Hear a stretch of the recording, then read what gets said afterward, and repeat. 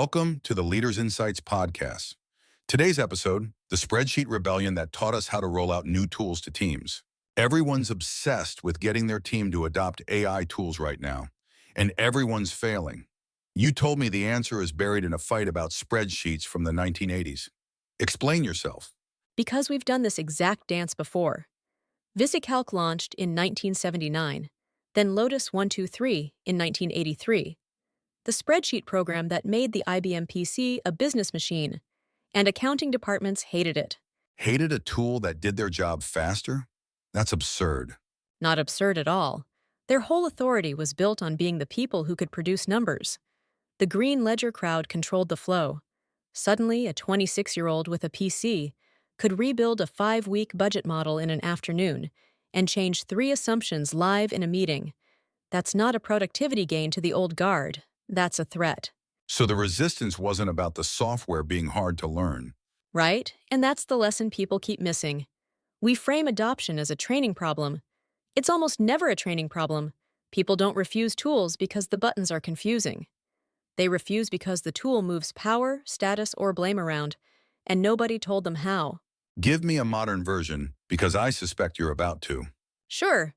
Look at what happened with GitHub Copilot, the AI coding assistant Microsoft ships.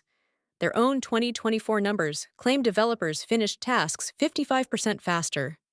Vendor figures, so salt them heavily. But plenty of engineering teams still saw slow uptake, and it wasn't the tech. What was it then? Senior engineers whose identity was, "I write the hard code by hand," felt demoted. Reviewers worried they'd get blamed for AI-generated bugs they didn't fully understand. That's the spreadsheet fight again in a hoodie. The tool works, the social contract around it doesn't. Okay, but I can hear a manager listening thinking, fine, people are precious, I'll just mandate it. Does the hammer work?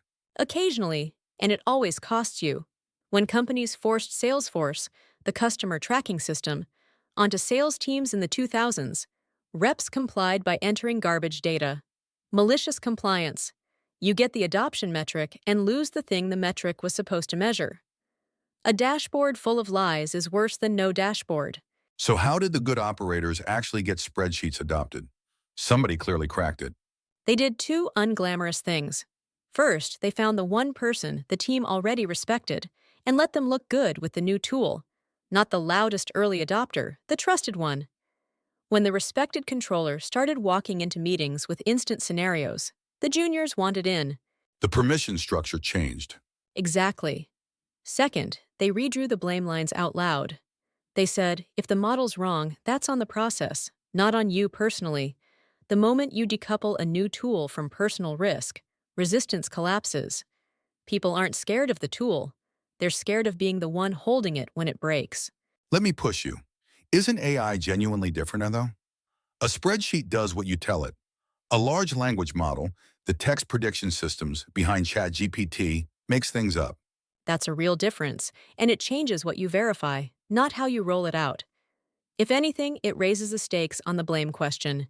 If your policy is unclear about who owns an AI mistake, your best people will simply refuse to touch it, and they'll be right to. So the pattern's the same, but the guardrails are heavier. Right. The failure mode is identical. Leadership buys the tool, announces it in an all-hands, sends a training link, and calls it a rollout. That's not a rollout. That's an email.